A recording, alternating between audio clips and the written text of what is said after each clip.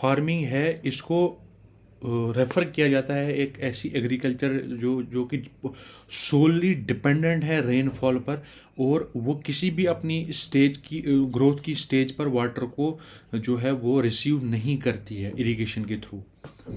तो इसमें जो टोटल डिस्ट्रिक्ट्स हमारे अगर कंट्री में देखें वो 746 डिस्ट्रिक्ट्स हैं।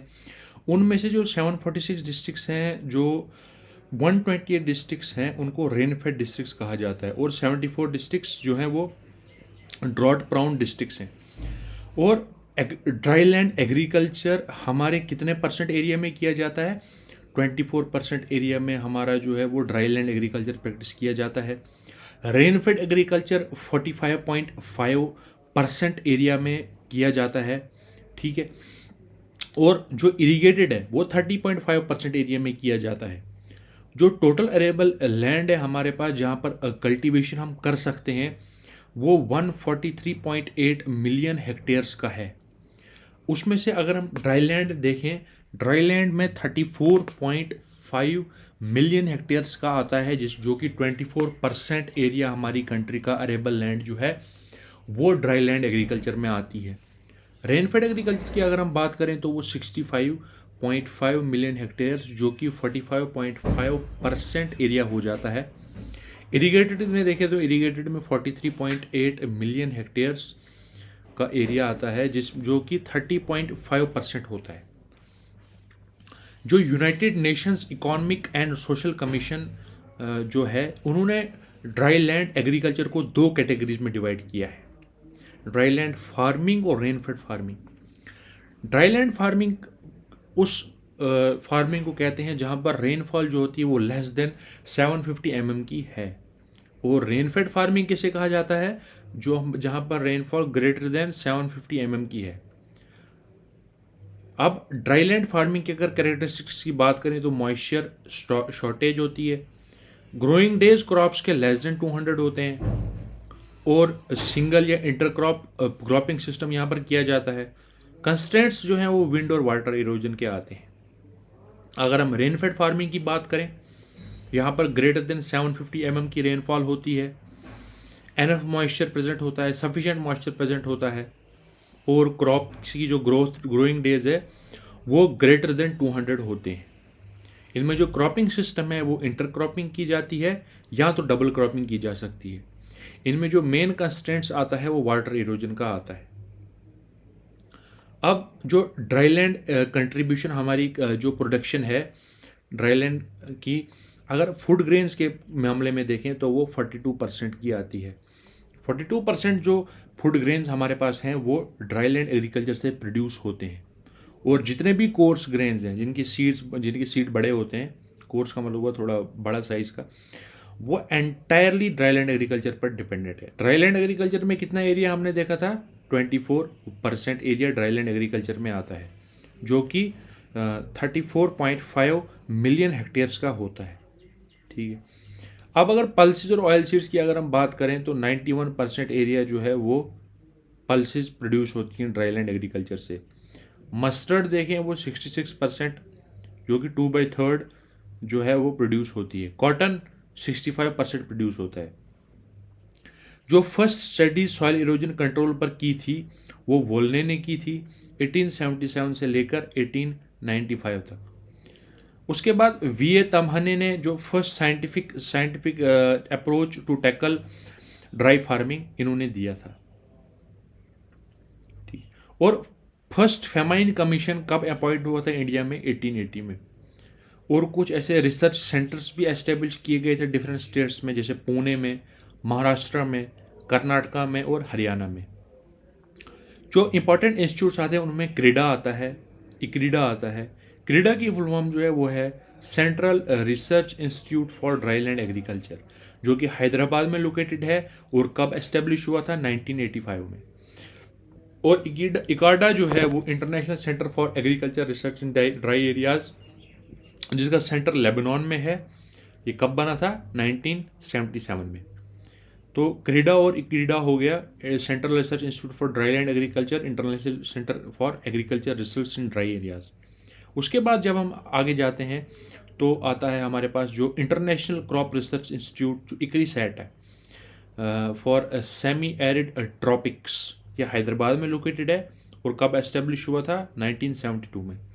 Central arid zone research institute Jodhpur में लोकेटेड है, कब एस्टेब्लिश हुआ था? 1959 में।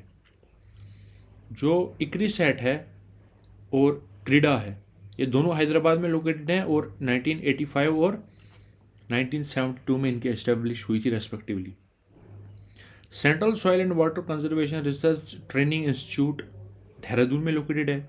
All India coordinated research project for dryland agriculture 1970s में ये हुआ था।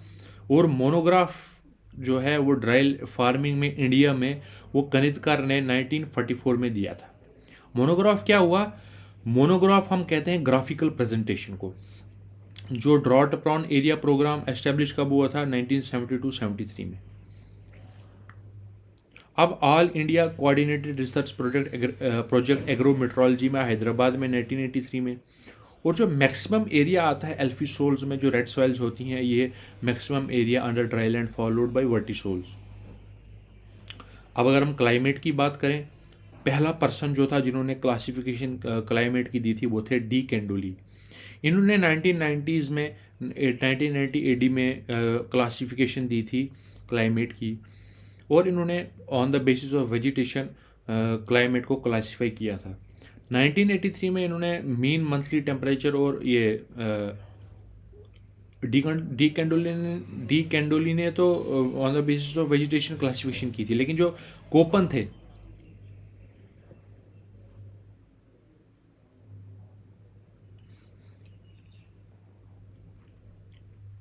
और जो कोपन थे उन्होंने क्लासिफिकेशन क्लाइमेट की थी 1983 में की थी, मीन मंथली टेम्परेचर और मीन मंथली रेनफॉल पर।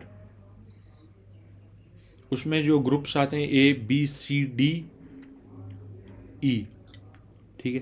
Tropical rainy climate, tropical dry climate, humid temperate rainy climate, cold forest climate और पोलर क्लाइमेट।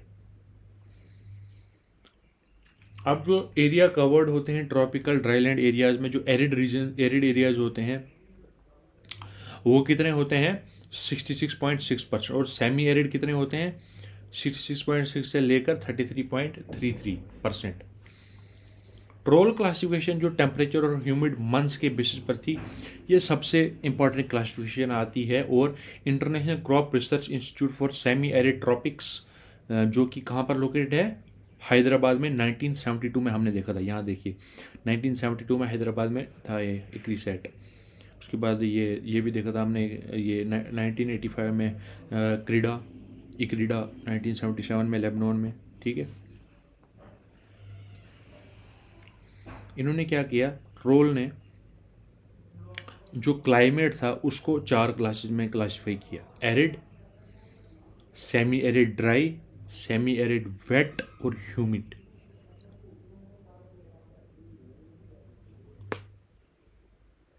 इन्होंने क्या किया, इन्होंने एरिड जो एरिड रीजन्स होते हैं वहां पर humid months less than 2 months उन्होंने कहा। और 17% एरिया हमारी पूरी कंट्री का जियोग्राफिकल एरिया जो है वो एरिड रीजन्स में आता है। 17% एरिया जहां पर लेस देन 2 मंथ्स की ह्यूमिडिटी होती है। उसके बाद सेमी एरिड ड्राई की अगर हम बात करें तो वो 2 से लेकर 4.5 मंथ तक होती है। और ये सबसे ज़्यादा एरिया आता है, 57.17% एरिया जो है वो इसमें आता है। सेमी एरिड वेट की अगर हम बात करें वो 4.5 से लेकर 7 मंथ्स की आती है और 12.31% एरिया जो है इसमें आता है। ह्यूमिड मंथ्स की अगर हम बात करें वो ग्रेटर देन 7 मंथ्स होते हैं और जियोग्राफिकल एरिया 1.10% का आता है। उसके बाद हम देखें, उसके बाद जो प्रेसिपिटेशन इफेक्टिवनेस इंडेक्स है वो किसके बराबर होता है? Precipitation divide by evaporation into 100। तो इसके अगर हम ग्रेटर देन, अगर पीई इंडेक्स ग्रेटर देन या इक्वल टू 128 है, इसका मतलब ह्यूमिडिटी जो है वो वेट की आती है और वेजिटेशन वहाँ पर रेन फॉरेस्ट है। अगर लेस देन 16 है तो वो डेजर्ट है। बीच में आप देख सकते हैं थर्मल एफिशिएंसी क्या होता है, टेम्परेचर डिवाइड बाई इवापोरेशन, ठीक है। और अगर ये ग्रेटर देन या इक्वल टू 128 है, इसका मतलब कि वो ट्रॉपिकल एरिया में आता है, ठीक है। Thank you.